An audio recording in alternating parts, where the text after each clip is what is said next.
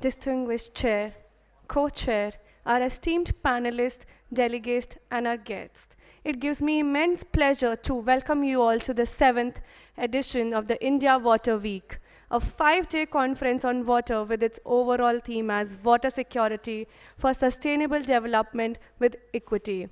Today we have our first technical session on decentralized solutions for water management. Our session co-chair, Ms. Archana Verma, Mission Director, National Water Mission.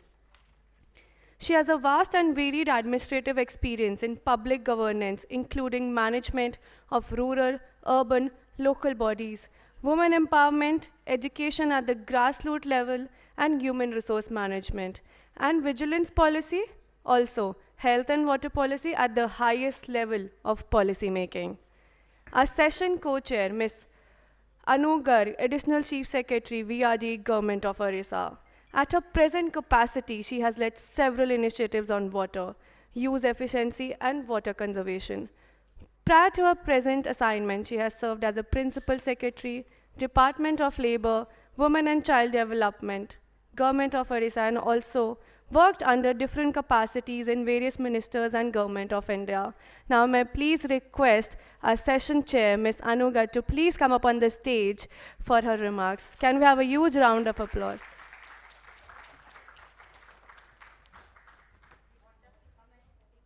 Ma'am, you can speak from there.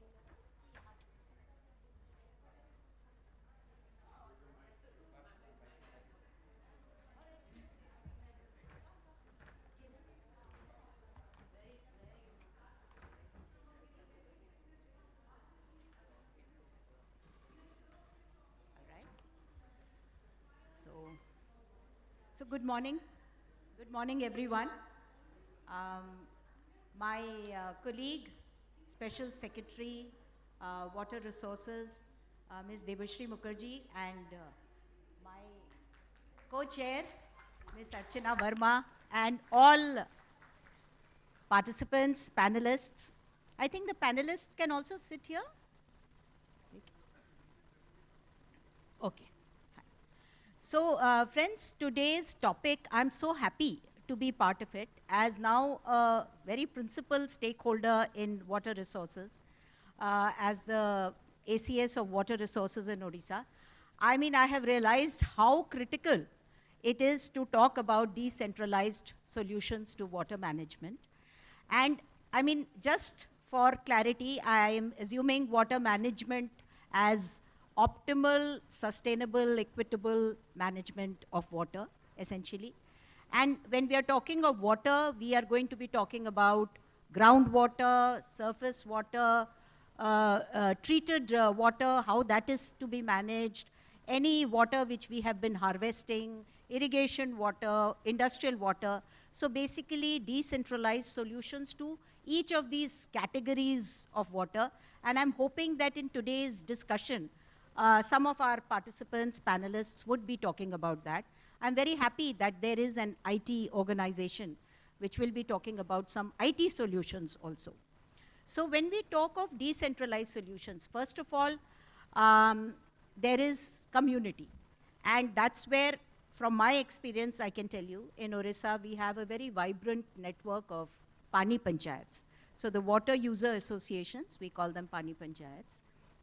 And we have around 24,000 of these water user associations. And I would say that perhaps that is the best decentralized solution to water management for managing, for maintaining, and even maximizing the use of water in their respective domains. So that is one solution that we have. Then apart from that, lift irrigation and deep bore well. As all of you know, now bulk of the irrigation is through deep bore wells and lift irrigation points, which are individual based, and therefore more ownership is there. But how can we have better water management there? So we need to reach out to these people. And in Odisha, we have started training. So for small repairs, they were feeling handicapped. So they have this whole setup, but because of a small repair, feeling handicapped. So we have started training local youth with a tie-up with the ITIs, so that they can then just be there on call, and on a small payment, they can then help. So this is a small decentralized solution to a problem. And so this is one. Another is using the normal panchayats. So while we are using Pani panchayats majorly, the panchayats also have a very huge role.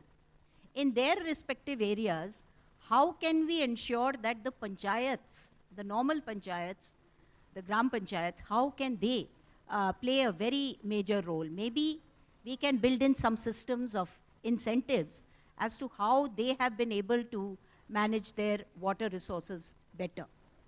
The other category of decentralized participation could be youth. So youth, we have a campaign in our state called Youth for Water. We are doing this with UNICEF, in which we are taking youth to, and they have identified some traditional water bodies, which they are then trying to maintain, which they are trying to kind of see how climate is making an impact on that water body, basically sensitizing other youth. So how we can involve youth in water management, that is another thing which is there for all of you to think about. And a major constituent we are now planning to also include, we have been doing it in the past, is women. So we have this huge network of women self-help groups and how we can involve them. So just to give you an example, we have a scheme of urban wage employment. And there we are doing water harvesting structures only using the women self-help groups. We have made in this Jal Shakti Abhiyan 22,000 such water harvesting structures in our 114 local bodies. And this is entirely through women self-help groups. And the idea was to involve these local women, and also to sensitize them. The more they will participate, the more they will be able to sensitize their families, etc. So recently we had amendment to our Pani Panchayat Act. So in that what we did was that the Pani Panchayat member was the person who owned the land, basically was a member, traditionally. We said that henceforth he and the spouse will be members. By doing so, we have included all the women of that Pani Panchayat area as members of the Pani Panchayat, hoping that their participation will help in women also getting more sensitized. The other solution, so this is community participation. The other solution I would feel is technological. And I'm not talking only of IT. I'm talking of other technologies which we need to think of. And I don't know too many, but some things which come to my mind are, can we have, for example, some technological solution whereby, like this duck-build structure for MIPs. So we have in a couple of places where we are able to have more storage of water. Or what is that called? Piano-ware style of kind of a anicut. Can we have that kind of a system? Will that be a better solution? Or in our state, we have also started, wherever we have bridges, we are also making barrages. Barrage cum bridge. And these are very low barrages so that the flood water can pass. But in after the rains, we can conserve a little bit of water. Is that a technological solution, or does it have other issues? So I'm leaving that as food for thought for you all to discuss. But there are several things which we need to, and then third level at which I feel we need some decentralized solutions are at the policy level. So at the policy level, there are so many policies which are there, so many schemes which are there. So I would like all of you to think, is there anything that we can do to kind of have a better outcome of these policies? One thing which comes to my mind is conjunctive use. So at all times, at least in our state, we have that if there is already a particular cut which is being attributed to, let's say, a major irrigation or a medium irrigation or a minor irrigation project, then in that area we do not allow any other water source, saying that it would be duplicating the cut. But conjunctive use is that near the canals where the groundwater is higher, why not use deep bore wells so that the water of the canal can go much further. And so we use 2-3 sources in a manner that we are able to maximize whatever water is there. So for efficient water management, is conjunctive use a possibility? That is something that we can talk about. Then water management at the implementation level. This we all grapple with, and maybe just like larger dams have proper boards or committees. For example, Narmada has a Narmada Control Authority and Bias board. And similarly for smaller dams, should we be having some kind of a monitoring committee which can not just look into how the dam water is being managed, but also maybe the catchment areas, how we can have plantations and also that there is less siltation, how we can maintain our source in a much better manner. The other thing is maintenance. And I feel that is an area which all of us neglect.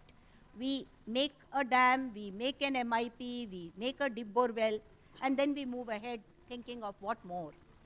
But the maintenance itself is something which we need to focus on, involving again either the community or this monitoring committee, or what solutions can we come up with. So at a schematic level, I'm telling you that in our state we have this scheme called Navakrishna Chaudhary scheme, where we focus only on this, where we say that in case in a particular project you find that there is a that some particular area, some canal is, let's say, getting defunct, that scheme is only to ensure that you are able to repair or take up that, so that it comes back to its original cut. Building on that, it also has another component, that if you think that there is a possibility that we can go beyond the cut, beyond the designed cut, then there also you can take. So in a particular project I had gone to, they told me that even though the designed cut is 9,000 hectares, we can take it to 12,000 hectares with the same water, only with this much investment. So that is a win-win situation, and perhaps that is where, you know, this is one of the decentralized solutions we can come up with to maximize whatever water has been conserved and utilize it properly. Another area which sometimes we all neglect is the command area of development, which used to be a very prominent Government of India scheme. Then it was discontinued. Some states still have it. There used to be an ADM CADA in our times, 20, 30 years back, where that was the kind of importance that was given to reach the tail end. And somehow the scheme got discontinued, but it is a critical scheme to reach the tail end and to use our water efficiently. So just field drains, field channels, how those can be utilized, how those can be maintained, that is another area which I feel could contribute a lot. And then an IEC strategy. So we have been all talking about so many groups, so many farmers. How can we kind of reach out to them with the right messages? And that is something which engineering departments are not very good at. So I always say that in every engineering department, you have to go beyond engineering. And beyond engineering, you have to think of reaching out through IEC, through messages, and also being there for troubleshooting. So if somebody in a Pani Panchayat is having problems, let's say, in a deep bore well or in being able to maintain it or repair it, they should have a point where they can reach out. So, in fact, very recently we started in one of our PSUs, state PSUs, the Orissa Lift Irrigation Corporation. We have set up a customer relations cell, just like private companies have, with a phone number, toll-free phone number, so that, and two people who are there to guide anybody who has a complaint.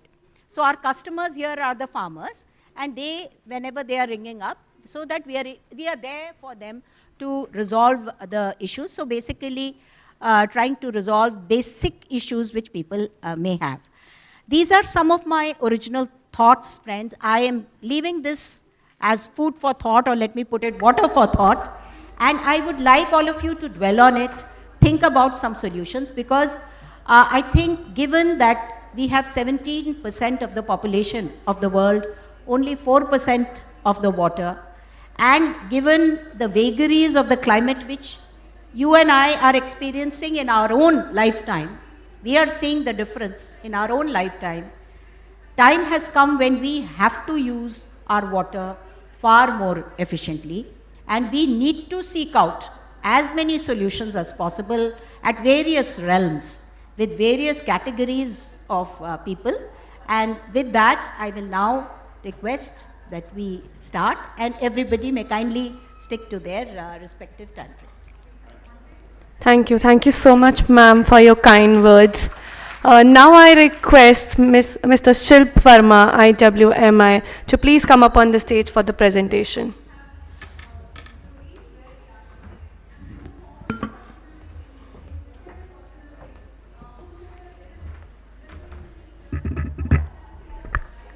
Thank you. Good morning, everyone. Before I start my presentation, while it's being loaded, let me just invite our esteemed panelists to come up here on with the seats here to join the chair and co-chair. We have Shri Anand Kumar Agarwal from CGWB. Sir, would you please? We have Dr. Gyan Sundar, Senior Joint Commissioner from NHP.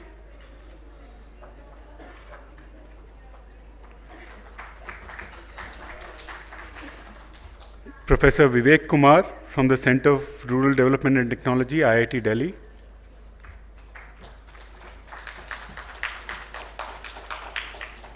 We have Shri Lalit Bajare from Innovative Water Technologies, Pune.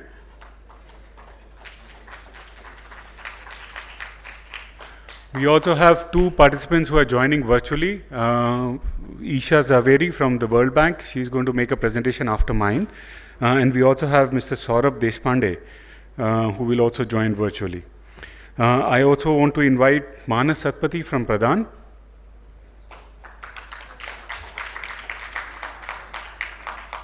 And Himanshu Mishra from Social Alpha.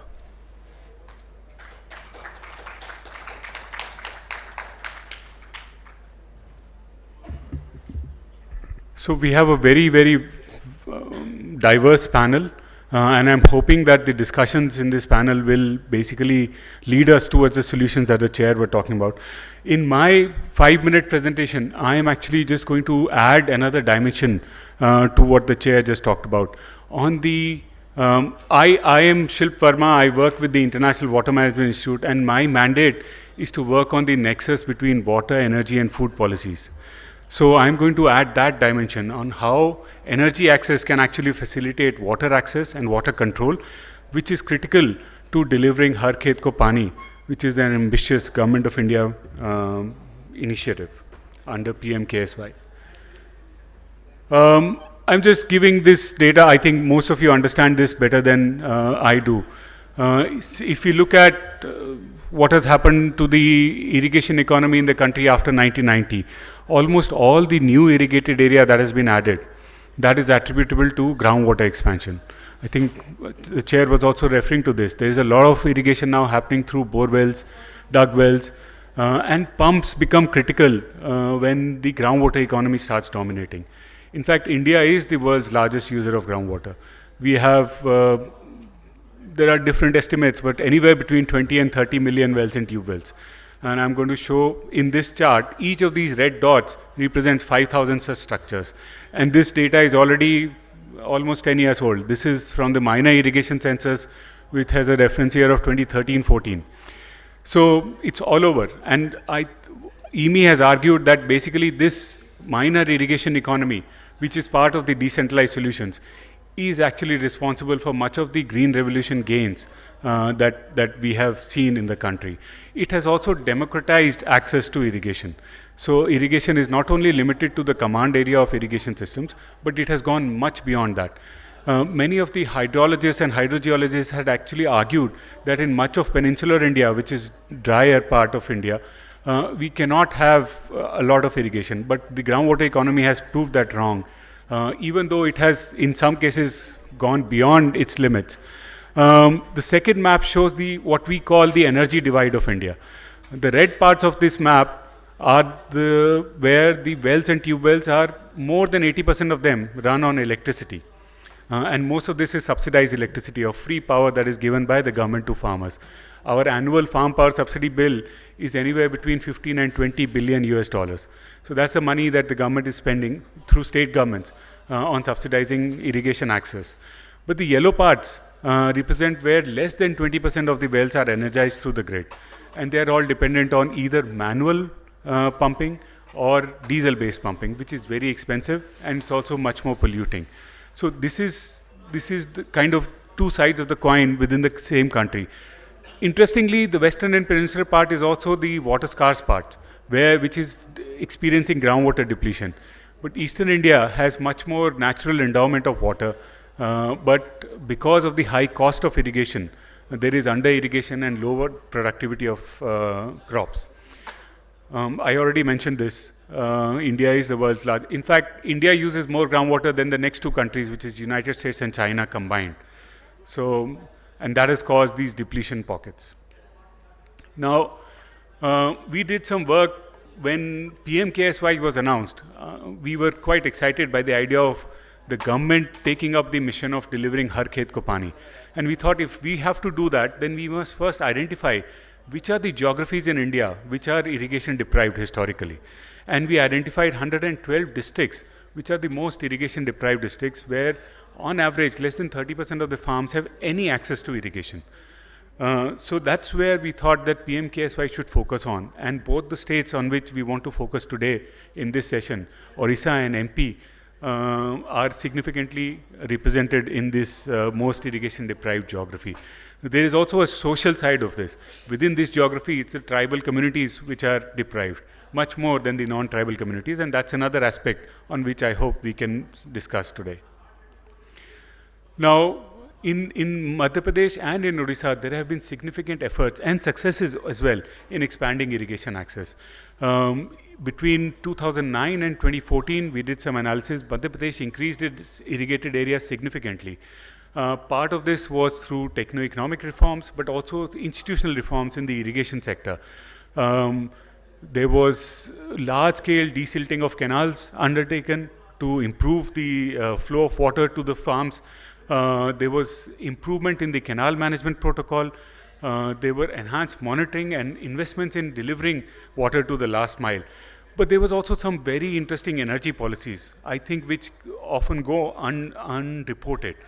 Madhya Pradesh started a program of issuing short-term seasonal temporary connections for irrigation, which were basically 90-day connections which were available to farmers on a prepaid basis, which is unheard of.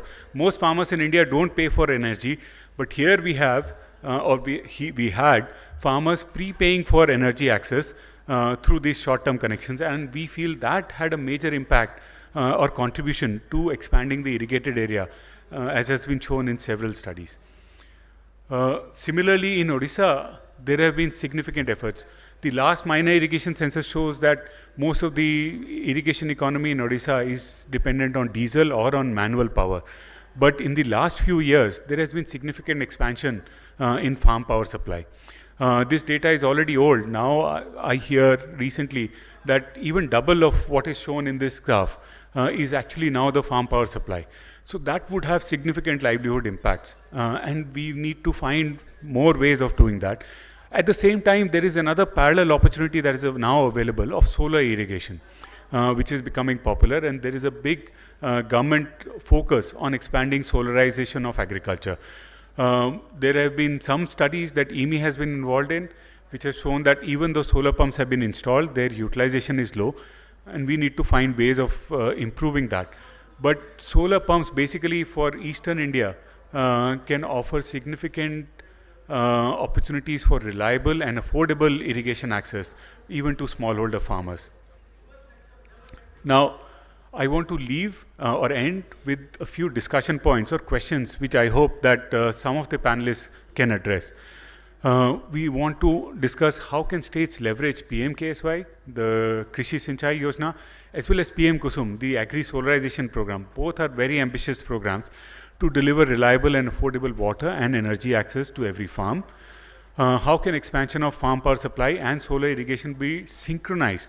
We don't want to keep investing in improved farm power as well as at the same time bring in solar pumps and have both of these basically create over-capitalization and underutilization. So we need both these policies to work in sync with each other.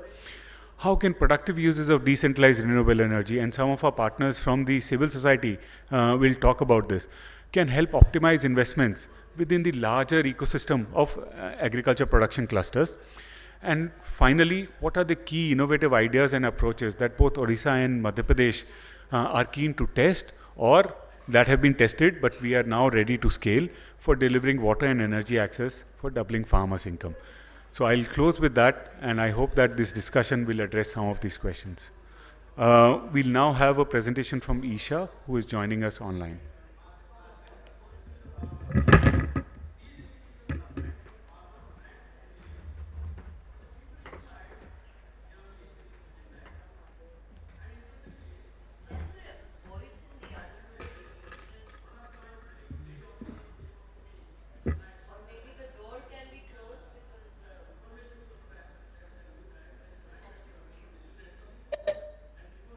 Good morning, everyone. I hope you can hear me and see the slides as well.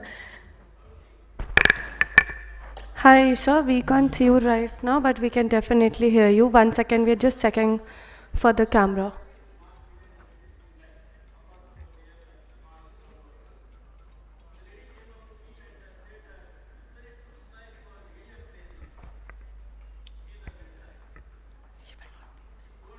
Hello. Hi, Isha. So your presentation is on screen and everyone can hear you. Thank you very much. Good morning, everyone. I'm Isha Zaveri. I'm a senior economist at the World Bank. But today I'm presenting as an affiliate scholar of Stanford University, where I did my postdoctoral fellowship before joining the bank. So I want to put the caveat that all the findings and conclusions that I expressed do not necessarily reflect the views of the World Bank. This work I'm presenting is a paper I was working on as a student with my co-authors here, Shoumitro Chatterjee, who is currently an assistant professor at Johns Hopkins University in the United States, Rohit Lamba, who is at Pennsylvania State University, and myself. Currently, as I said, I'm an affiliate scholar at Stanford. And here we wanted to look at the role of farm subsidies in changing India's water footprint. So it's my great pleasure and great honor to be here and present this to all of you, and I want to convey my thanks to Shilp for inviting me. So let me just give a broad overview of why we wanted to study this. One is that governments around the world provide broad types of levels of support to agriculture. About $600 billion are provided annually to support agricultural production and food consumption worldwide. And a large part of that, around 70%, consists of support for agricultural producers. A majority of this support, in turn, is provided through measures that are considered distorting in the sense that prices get distorted. And so, given the magnitude of resources that are devoted to agricultural subsidies across the world, we wanted to understand what were some of the unintended consequences on environmental outcomes, because that would be very critical to understand for policymakers to design sustainable, fair, and efficient agricultural policies going forward.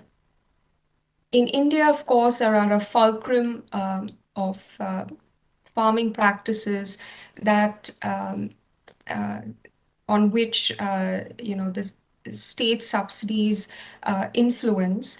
So these can broadly be classified into two. Of course, the input subsidies like free electricity, high yield seeds, fertilizer, as well as output subsidies, which are guaranteed um, a procurement at set prices. And these subsidies can influence crop choices and farming practices.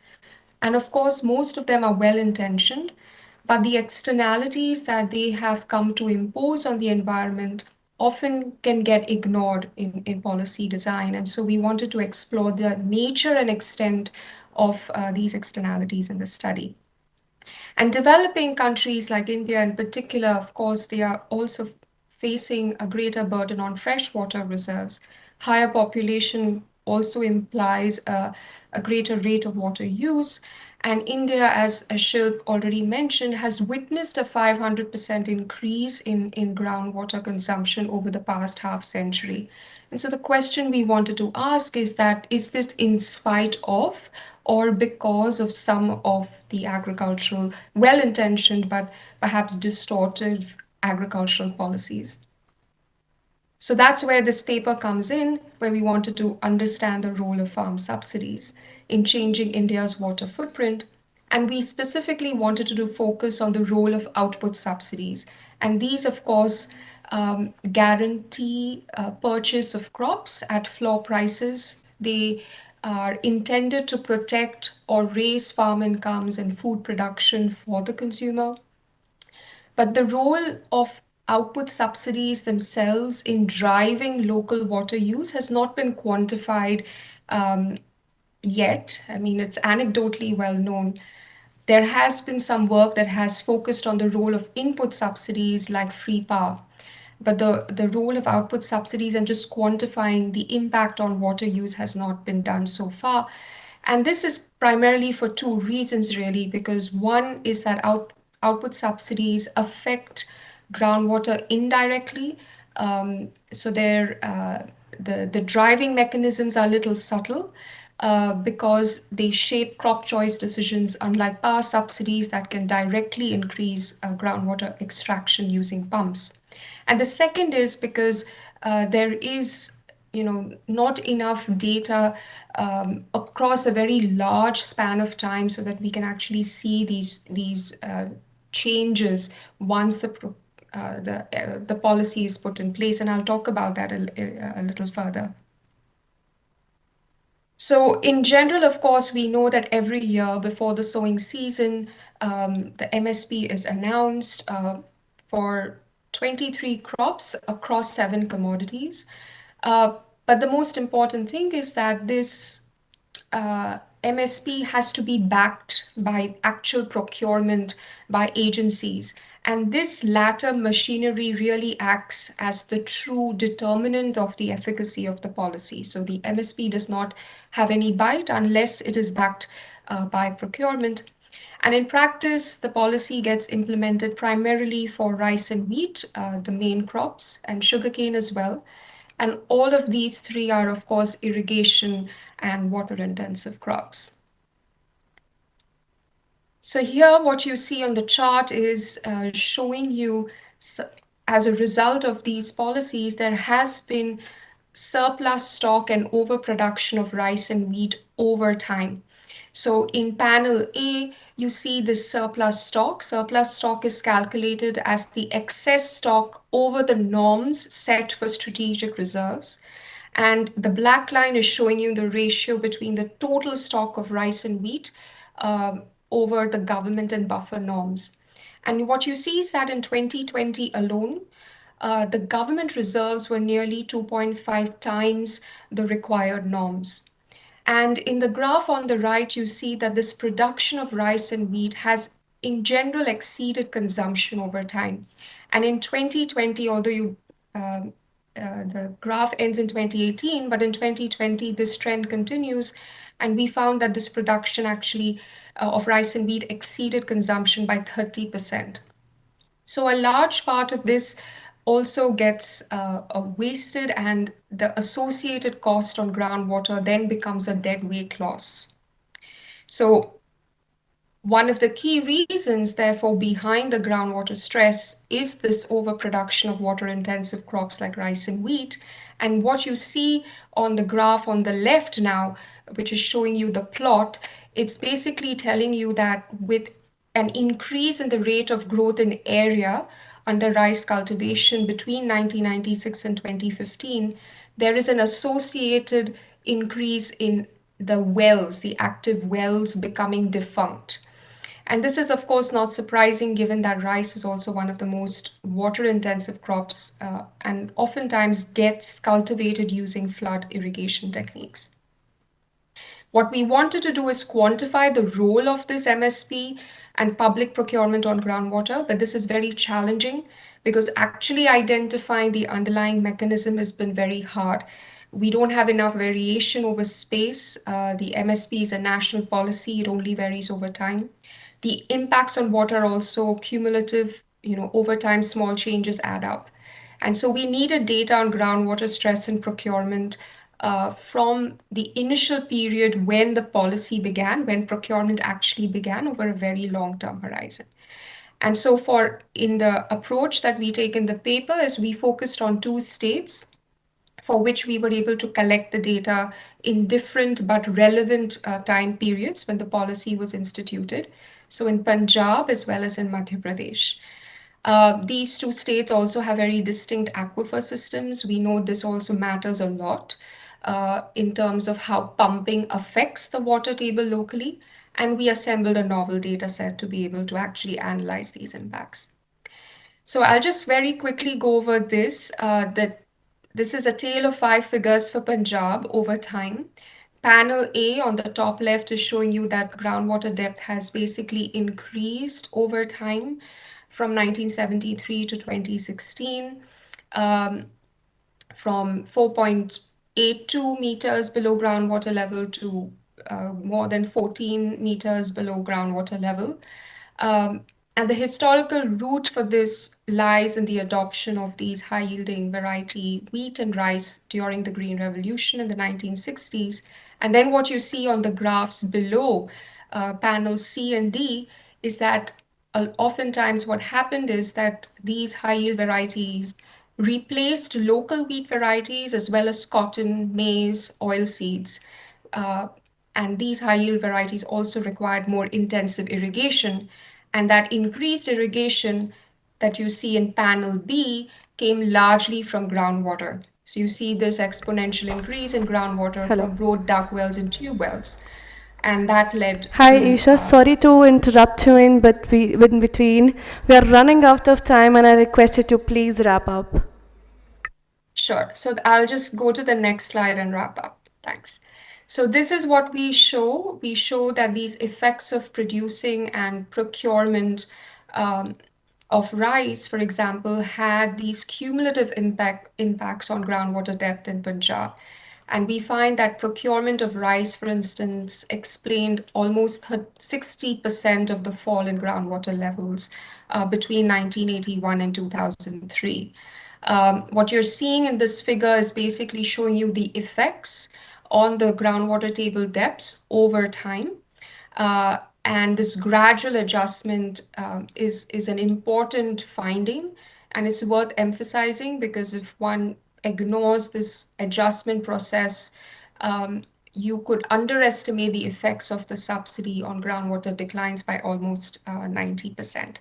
So let me end here and just point out that we found similar effects in Madhya Pradesh, but of course the context is very different. The policy shift happened very recently in the past from 2008 onwards, but we see similar effects there as well.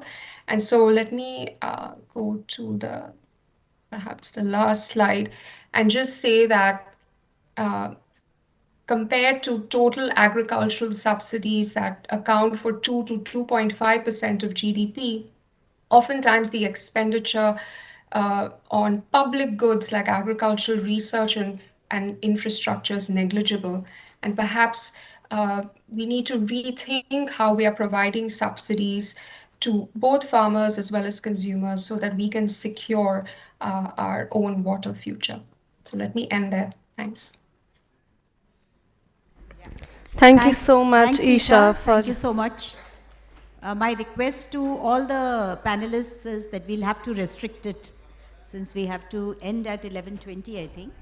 And so, and we are six panelists. So my request is 5 minutes each, and that can be monitored. Yes, thank you, ma'am. So as ma'am said, I would like all the panelists to please stick to the time. You will get 5 minutes each. So now I request our first presenter, Dr. D. Gyanan Sundar, Senior Joint Commissioner, NHP, MOGS, to please come up on the stage for the presentation. Can we have a huge round of applause for Mrs. Sundar?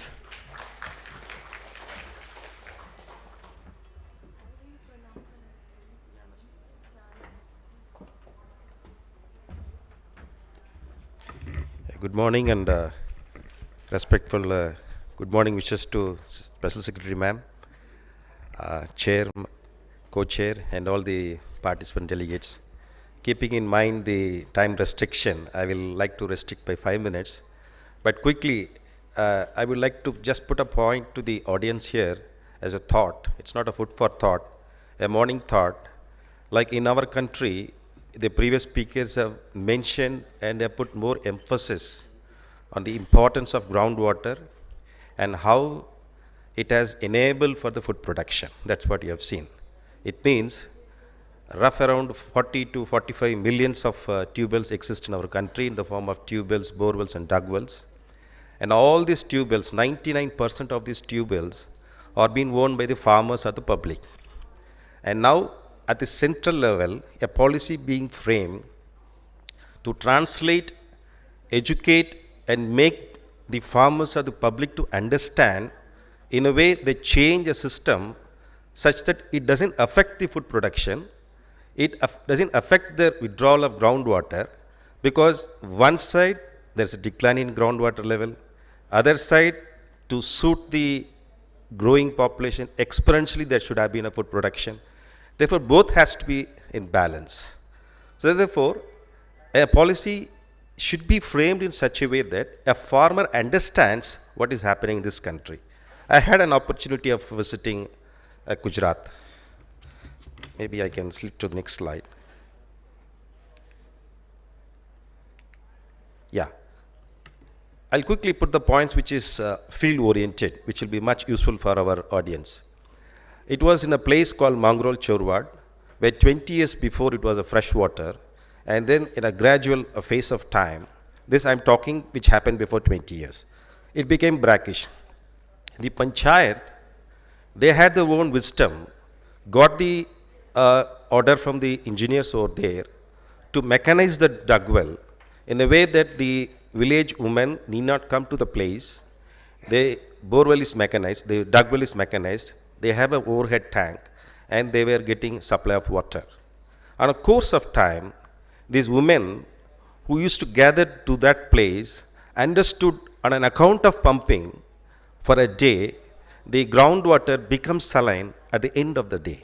It means there is a top fresh water, below there is a brackish water.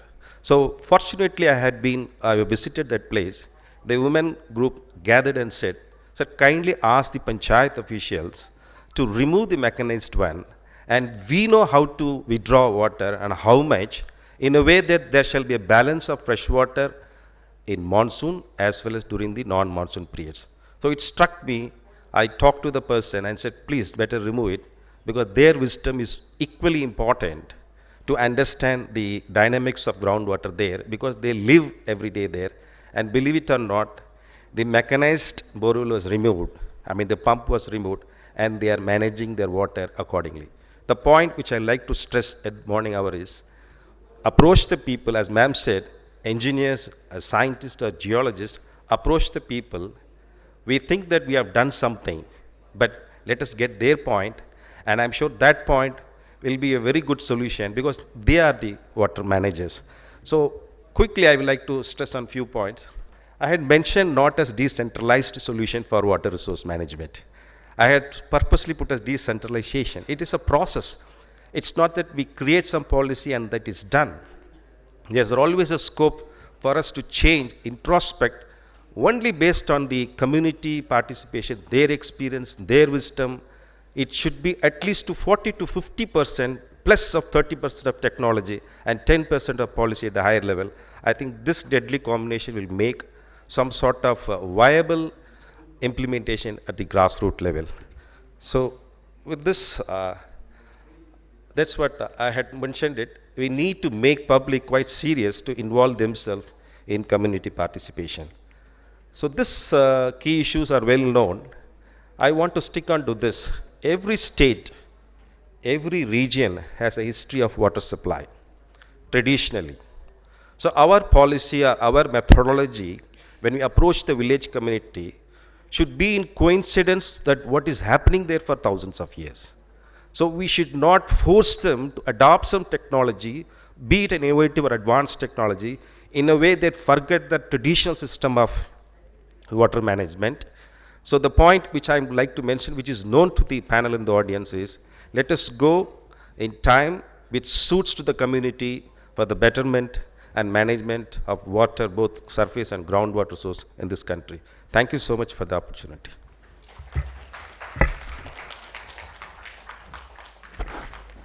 Thank you so much, sir. Next up, I invite Professor Vivek Kumar, Center of Rural Development and Technology, IIT Delhi, to please come up on the stage for his presentation.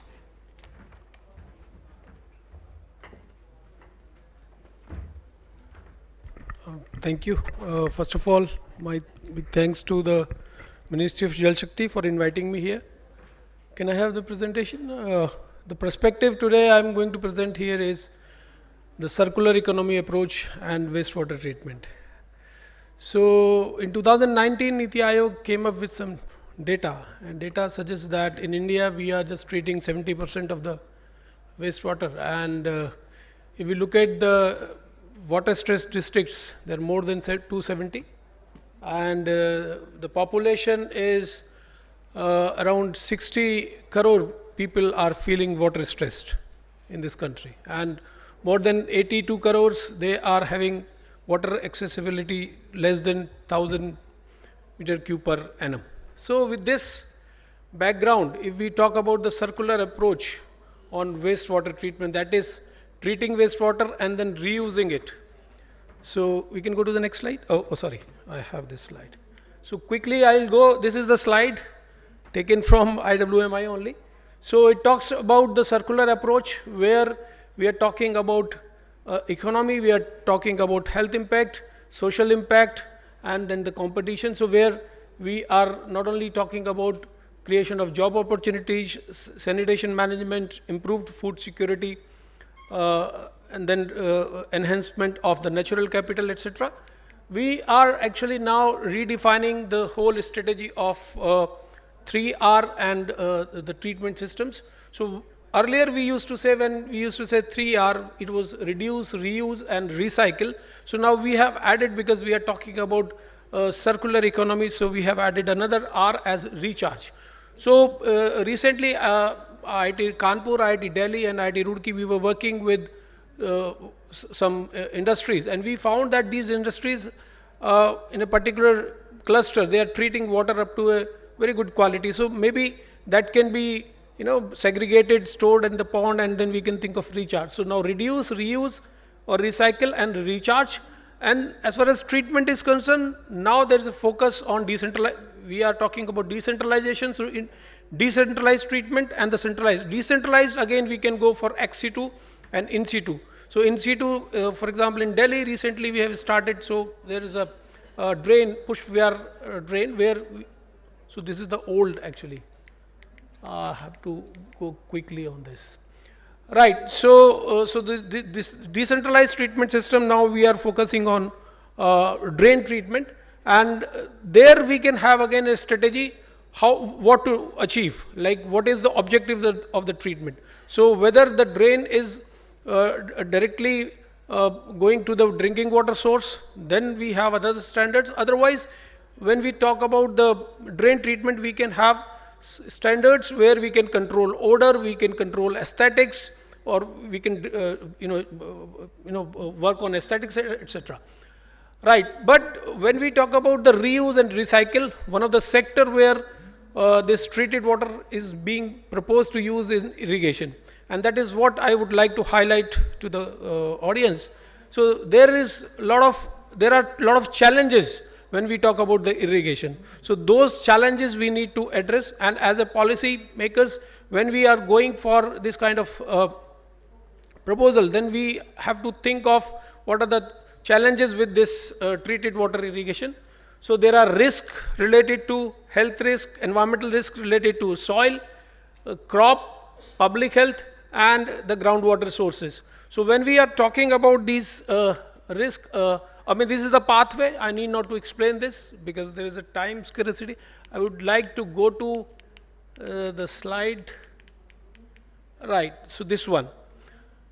So when we talk about this reuse of treated wastewater for irrigation, we should adopt a strategy where we look at this this treated water in 3 different segments.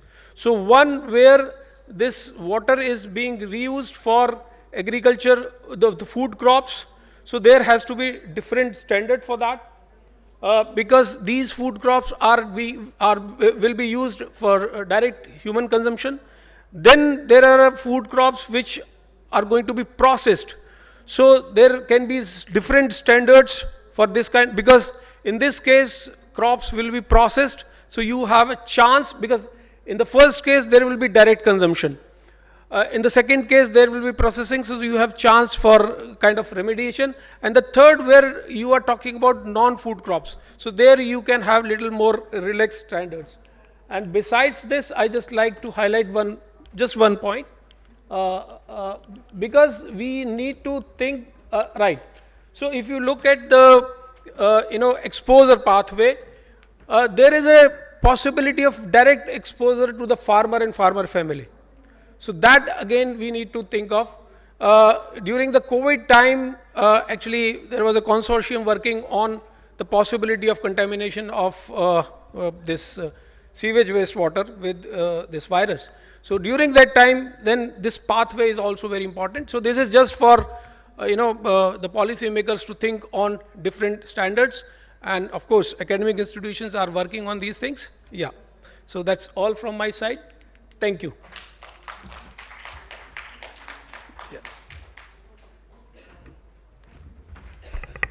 Thank you so much, Professor Kumar. Next up, we have Mr. Saurabh Deshpande, Process Engineer, Black and Vyaj, who will be joining us virtually.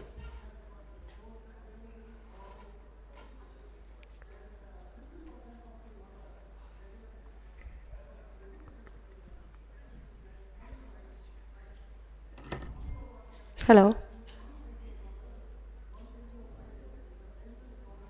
Hi, Mr. Saurabh. I hope you can hear us.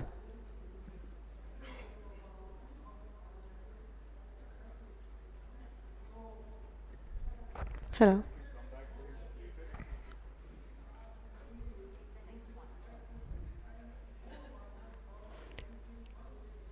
Okay, so I would like to invite Mr. Lalit Bajare, CTO, Innovative Water Technologies Private Limited, Pune, and we'll continue with Mr. Saurabh in few minutes. Thank you.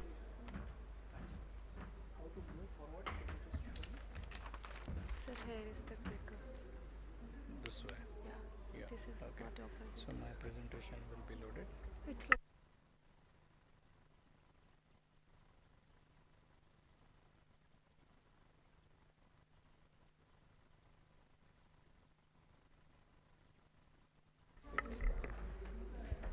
Yeah.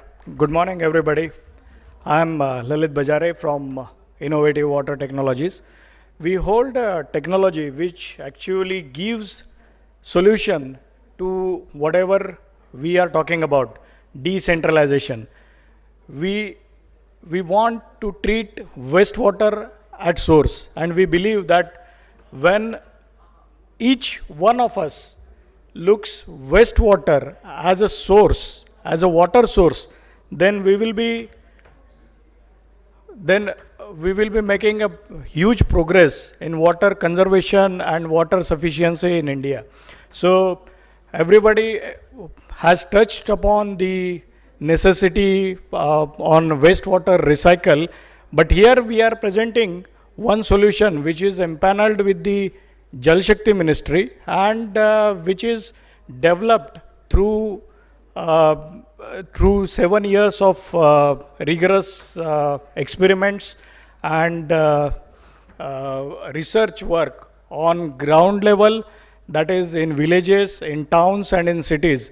We believe even if we have tens of centralized wastewater treatment plants in urban areas, we need decentralized wastewater plants there as well. And if you talk about taluka level, panchayat levels and villages, then the need is much more.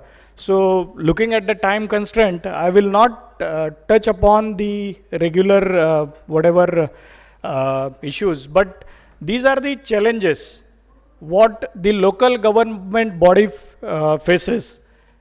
If we have to go with centralized solutions which are prevailing till today, then we need to have sewerage networks, we need to have huge lands available, we need to have large powers, electrical powers, and then we need to have huge capital at one go. These are all the challenges.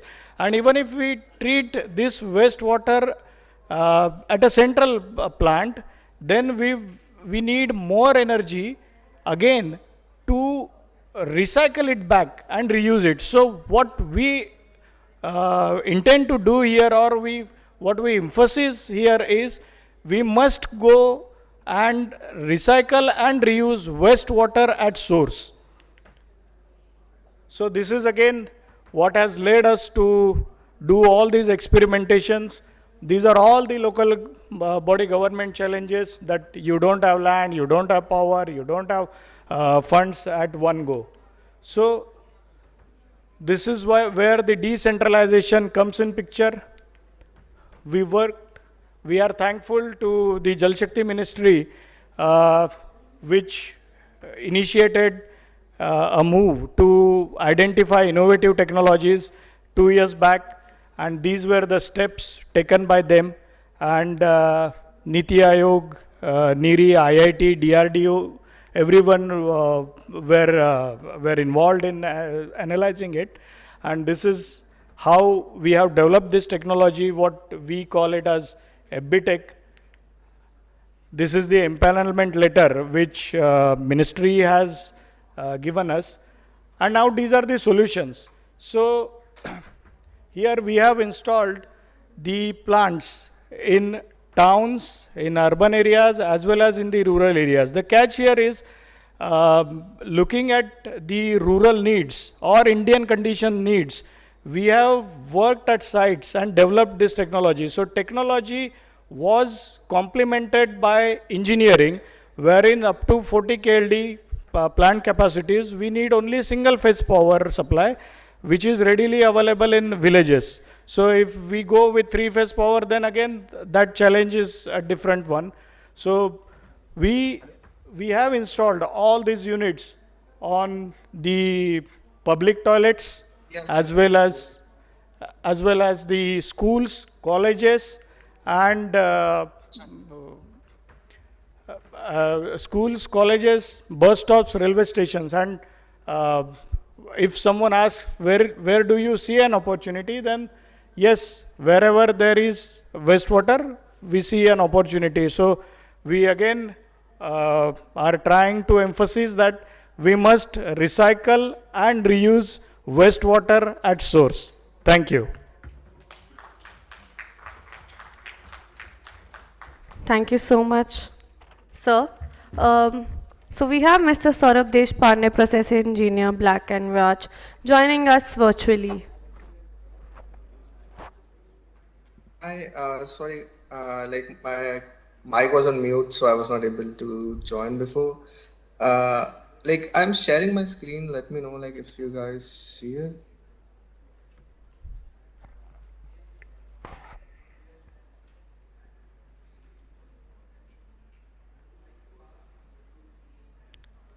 Hi sir, we can see you now. You can share your screen and you will have exactly 5 minutes. Thank you so much.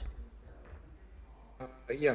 So I will just go quickly over the slides that I had. Like this presentation was for the for like understanding like how the decentralized systems would benefit areas which have lack of water infrastructure, or communities which are remotely located, or some rural communities which don't have water structure right now, but um, they have a lot of residents over there. So I will just quickly go through the like the case studies that I have. In this, like I had seen like 2 to 3 case studies. One is outside of India, one is within India. This case study is for a small county in Virginia, where it's like a 182 houses community, and they were not able to treat their water properly because they had like unreliable infrastructure for transferring the water from the septic tanks at homes to the central facility. It was decided by the community to have a community fund and use a decentralized system in which they will treat the uh, wastewater produced at the source and then reuse it for non-potable purposes. Um, this system they were able to build in 18 months, and they were able to install with little funding from community, and they didn't have to go to any government or centralized system to the government or centralized system didn't have to invest like millions in this project. Similarly, a case study was done in Bangalore, where a rural area near to Bangalore, they had the septic tanks in their houses, and this system was developed by an NGO called Boda.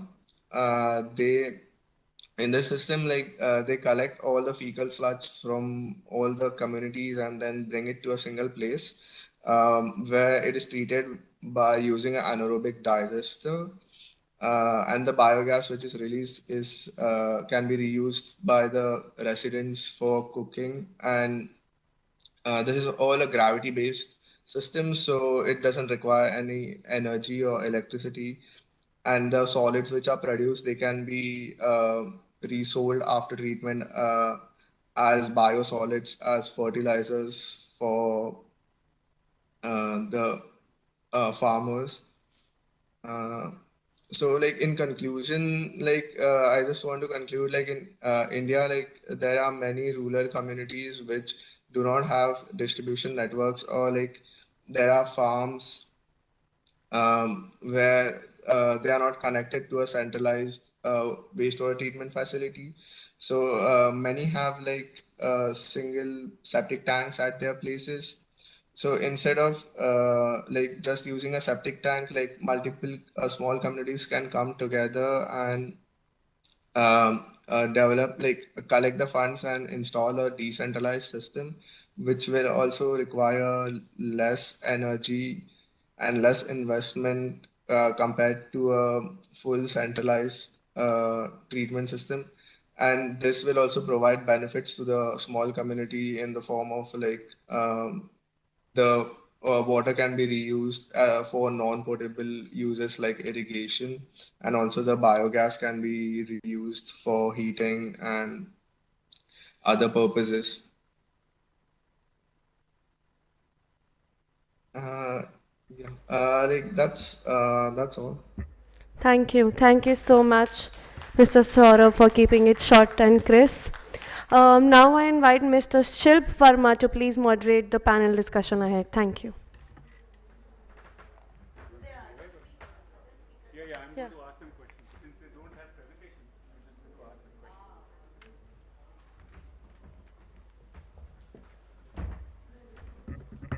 Thanks. We have three more panelists, and thankfully they are not making presentations. But I'm going to ask them very difficult questions, and I hope that will generate some discussion. I'll start with Sri Anand Kumar Agarwal from the Central Groundwater Board. Sir, you've heard so much about the possibilities of groundwater development as well as using wastewater for recharging groundwater. Now, if I remember correctly, there was a new component of PMKSY focused on groundwater that was added. So I was wondering if you could reflect on how groundwater can act as a decentralized solution for improved water management. Sir. Sure.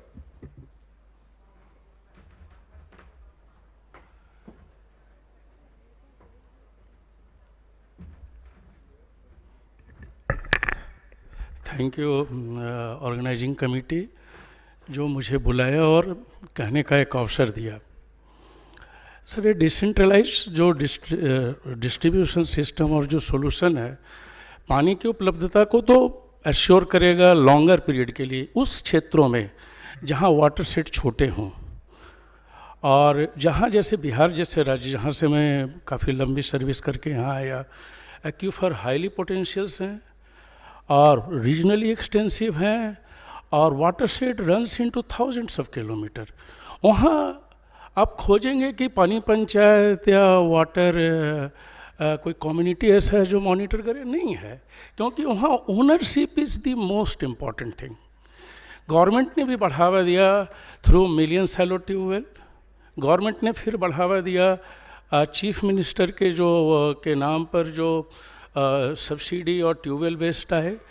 सो इस forum से हमें पहले वो भी सोचना, अच्छा उन सभी जगहों पर डिक्लाइन भी हो रहा है, धीरे धीरे हो रहा है लेकिन हो रहा है, पानी की उपलब्धता घट रही है, खास करके गांगे क्षेत्र में। गांगे से हट करके बिहार जैसे राज्य में जहाँ पठारी इलाका है या एलुवियम का थिकनेस कम है वहाँ तो इश्यूज काफ़ी गंभीर हो गए। आप बिलीव नहीं करेंगे कि गया जैसे शहर में जिसका केवल एक समय में 3 लाख पॉपुलेशन था, उसके पेयजलापूर्ति के लिए गंगा से 100 किलोमीटर दूर से पानी लाया जा रहा है। Aquifer has dried up. So decentralise solution, हमें फिर एक ऐसे सोल्यूशंस के बारे में भी सोचना पड़ेगा कि सी द डाइकोटोमी है, एक तरफ काफ़ी पानी है, एक आधा क्षेत्र जो है पानी से सूखा है। दूसरा चीज़ है कि एग्रीकल्चर जो बेसिक पानी को यूज करता है, काफ़ी ज़्यादा पानी को यूज करता है, हमने सेंट्रल ग्राउंड वाटर अथॉरिटी में उन्हें एग्जम्प्ट किया और सब्सिक्वेंटली जितनी भी स्टेट अथॉरिटीज़ हैं, इवन कोई रेगुलेशन की बात तो छोड़ दीजिए, even there isn't any quantification how much they are using. My experience of rural Bihar is that कि जब कुसुम आया, PM कुसुम आया, तो जब तक सूरज की किरण है ट्यूबवेल चल रहा है, जब पावर सब्सिडी खत्म हो गई, जब तक पावर आया, शॉर्ट पावर आया, जब तक बिजली है ट्यूबवेल चल रहे हैं। स्टेट गवर्नमेंट उस पर ध्यान दे रही है, लेकिन जो डिसेंट्रलाइज सोल्यूशन अगर एकदम हम दे दें without any government control, so it has to be an overarching, दोनों चीज़ है। तीसरी चीज़ आपको सर कहना चाहेंगे कि कैसे इसको पूरे फोल्ड में लाएंगे। हम अभी केवल 17 जगहों पर रेगुलेशन, 16 जगहों पर रेगुलेशन एंड कंट्रोल कर रहे हैं और बाकी सब स्टेट, यूनियन टेरिटरीज, आइलैंड्स अपने रेगुलेशन एंड कंट्रोल कर रहे हैं। हम उन सभी का अध्ययन करते हैं, वो सभी जो हैं मे बी बिकॉज इकोनॉमी जो है वो ड्राइव करता है, ग्राउंड वाटर इकोनॉमी को ड्राइव करता है, तो वो इट्स नॉट दैट स्ट्रिक्ट। सो अभी खास करके 24/9/2020 में जब गाइडलाइंस आई तब पंजाब और हरियाणा ने काफ़ी स्ट्रिक्ट गाइडलाइंस बनाए।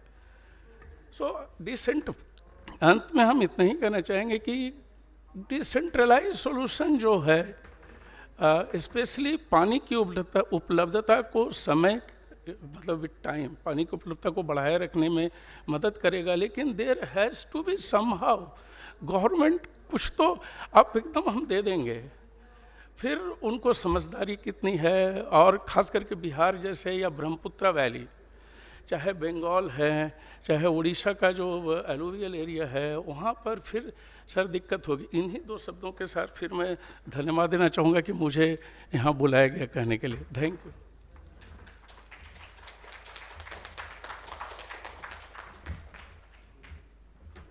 Thank you, sir. Next, I would like to invite Manas from Pradhan. Pradhan has been working in this field for, I think, 40, 50 years. So just for him to share the experiences of Pradhan from Orissa and MP specifically.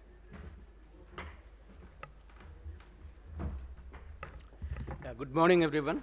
Thank you, Silp, for including me in this session. Yeah, so to briefly share about our experience, a lot is already talked about centralized system.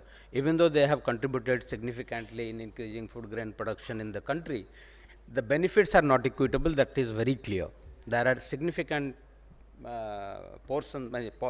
areas, as was shown by Silp in the map. Central India tribal belt mainly has not benefited by such huge centralized systems, because neither the technologies promoted under centralized system are viable and feasible in these areas, because they don't have huge surface water sources or groundwater sources.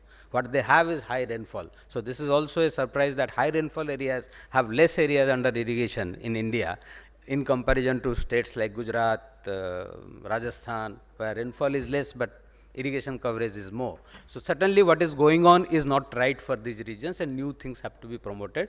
And for that, decentralized water management has to be promoted, so that people can promote the technologies they are used to promote traditionally for so many years, and how technology can help them to be more efficient and access that. That is where we focused, and we have developed technologies by working with the people in this Central India tribal belt, mainly small ponds. So it is not capital technology or skill intensive. It is people manage, they have the technology, only it has to be integrated, people have to be brought together, and those have to be promoted under various governments. So we have leveraged MGNREGA to promote integrated land and water resource development in the tribal area. So community, they come together, they plan integrated water resource development for their area and get it approved in the Gram Sabha and implement it under MGNREGA, so that everyone, at least the people having lands, have access to water bodies and are also jointly deciding about the crops which can be taken up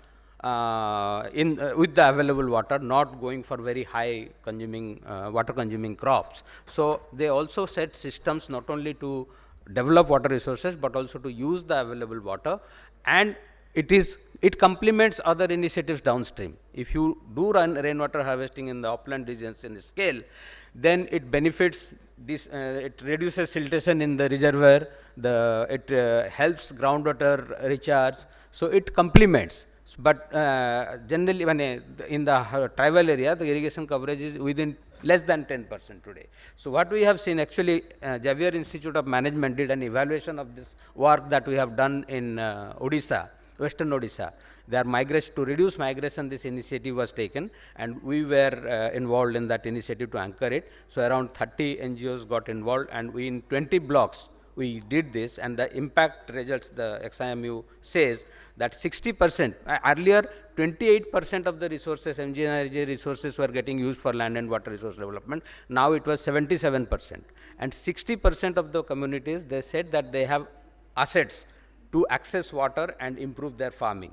And 56.7% said they have earned more, so now they will not migrate. So it's a significant impact. So what I see, that as a result of all these efforts, that is highly cost effective, it is inclusive, most of the farmers having lands got assets, it is sustainable because they have it in their land and they manage it, and overall it is quite impactful because they have earned income, and which will stop migration, distress migration to distant pockets. And it doesn't need much energy because they are shallow water, so they can manually also lift, or small pump sets can at best be used. So that is the experience that we have, and we have scaled it up now in Chhattisgarh and West Bengal with government under MGNREGA and covered a large number of villages. Thank you.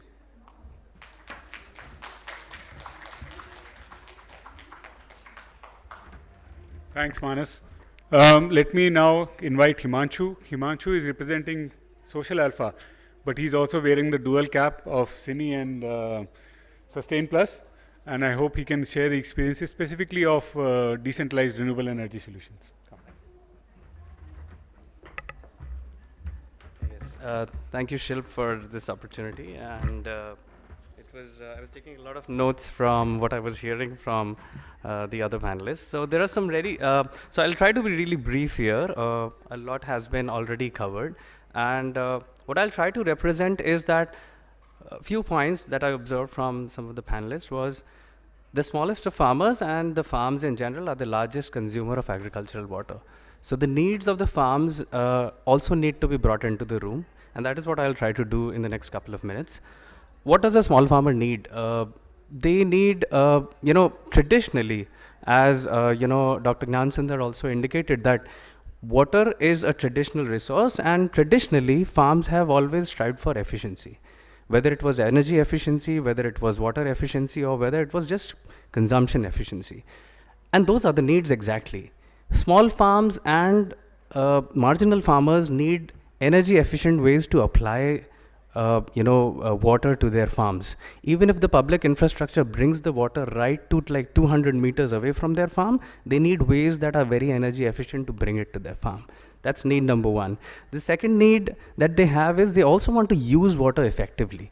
They do not want to keep irrigating multiple times and spend the drudgery and the energy around it. They want efficient ways to retain that water in the soil and technologies that could help there.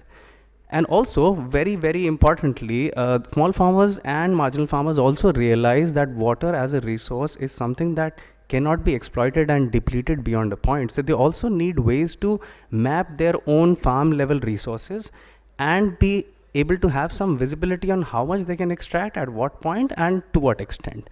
And I think if we can enable them with some very, very logical solutions at the farm level, it will actually drive not only better efficiency on the farm, but also drive down the energy we spend on using agricultural water, the overall consumption of water at a state level, and also the overall climate resilience aspect of it.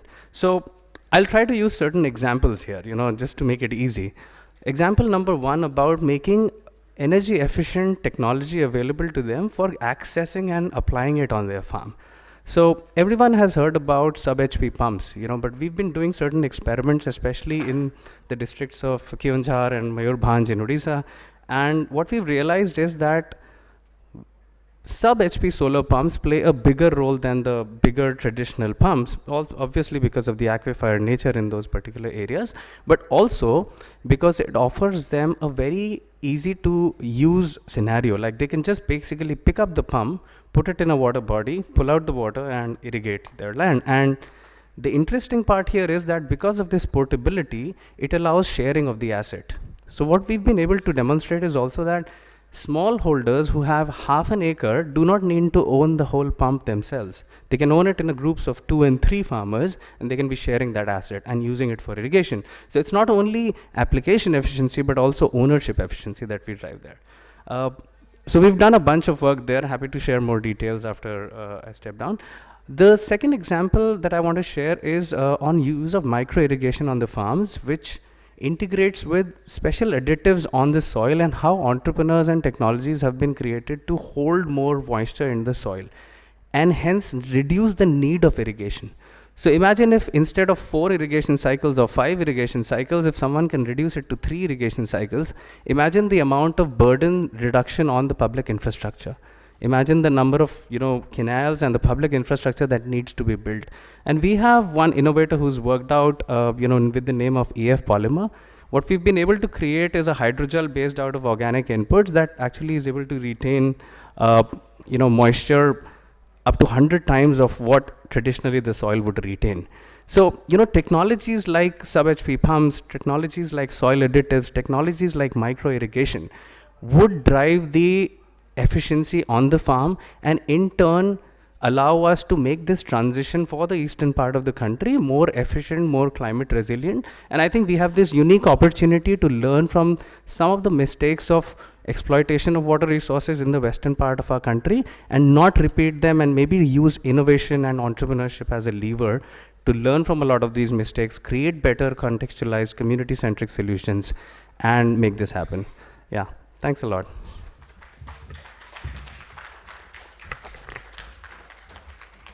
Thank you so much, Mr. Himanshu, for your solutions and examples.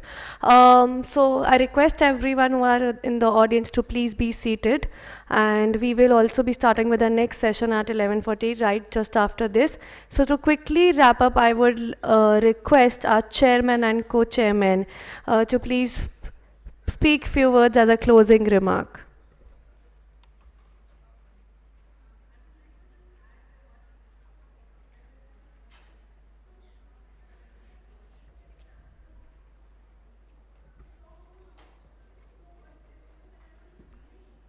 So, good morning, everybody. Anu Garg, Madam, Debashri, Madam, respected participants.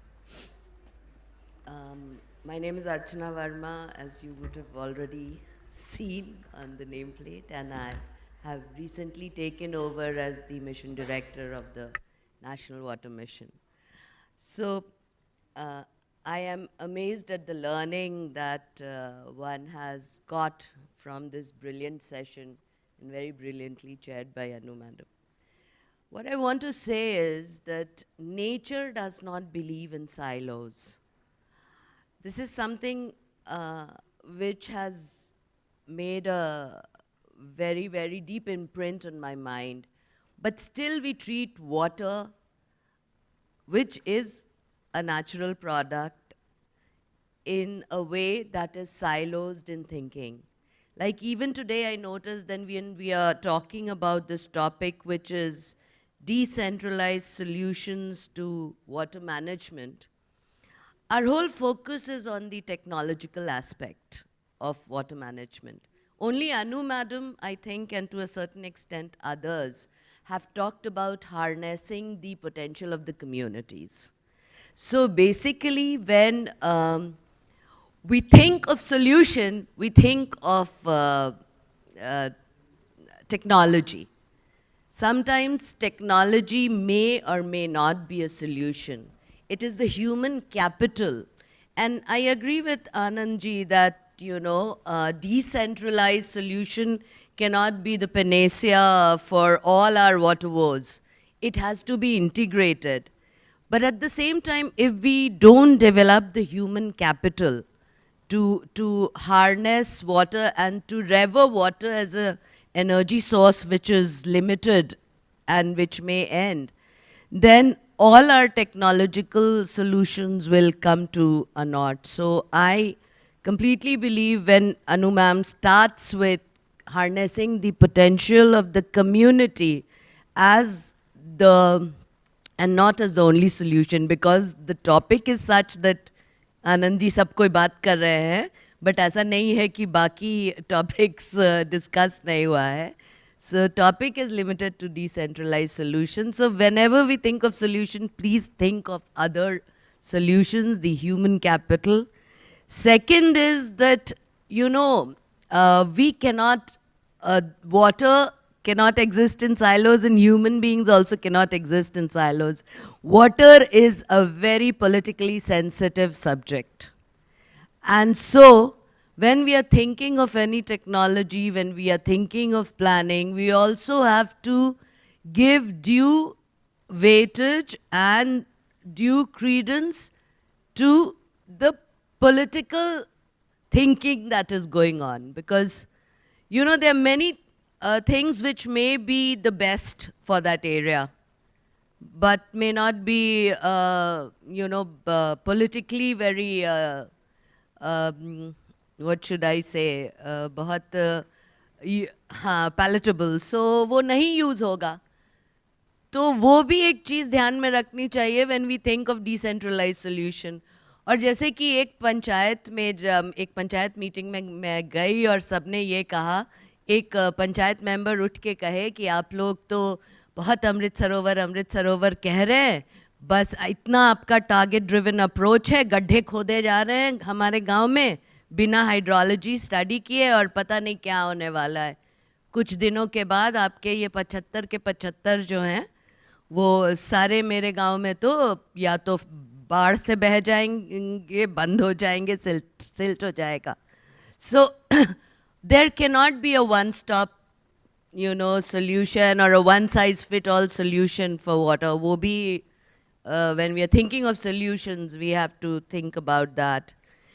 And at the end, I would just like to say that I'm very happy to report that National Water Mission ka goal 4 is increase of water use efficiency by 20%. And thanks to Debashri ma'am, we have newly notified the Bureau of Water Use Efficiency, and we will be conducting lots of research discussions on water usage. क्योंकि ये beat PMKSY beat JJM पानी रहेगा तो जाएगा ना pipe में, तो mainly water availability और वाटर रिचार्ज भी एक बहुत इम्पॉर्टेंट ये है, जो कि ऑफ कोर्स आज के टॉपिक का वो विषय नहीं था, लेकिन we have to also think of जैसे आनंद जी ने कहा कि aquifers are drawing up, so we are hoping कि Bureau of Energy Efficiency will be able to provide a lot of solutions. So thank you. Thank you so much, ma'am. I now request our chairman, Ms. Anu Garg, to please say a few words. So I'll only say thank you very much to all the panelists, my co-chair, and all participants.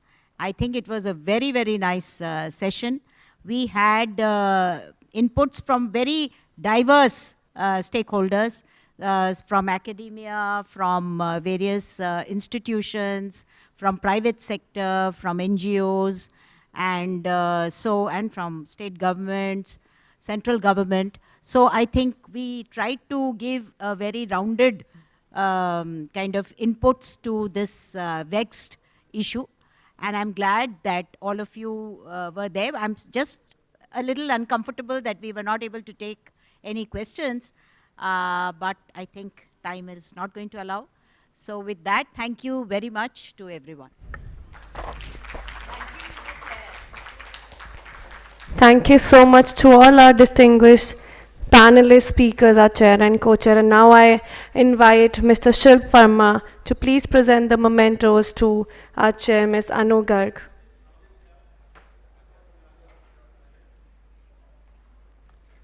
Can we have a huge round of applause? Thank you, ma'am, for being such a wonderful chair and sharing such an insightful session. I request Shilp Verma to please hand over the memento to Ms. Archana Verma. I now request our chair and co-chair, Ms. Anu and Ms. Arjuna, to please present the memos to our respective speakers, Shri Anand Kumar Agarwal.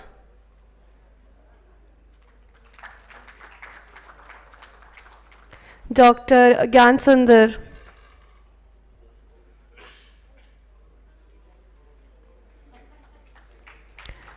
Professor Vivek Kumar,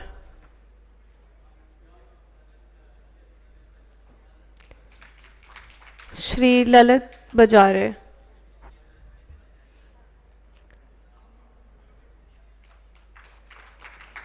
Mr. Manas Satpathy,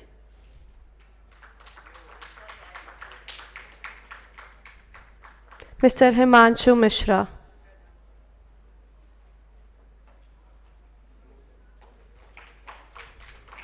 I request Shri Anand Kumar to please present the memento to our moderator, Mr. Shilp Verma.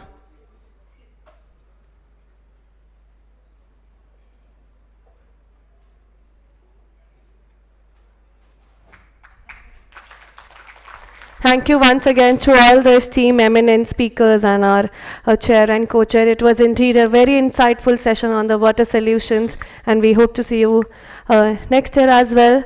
All the guests are requested to please be seated because we are starting with our next session shortly. It's The theme of the session is role of civil society in efficient water management. I request all the audience and the guests to please be seated.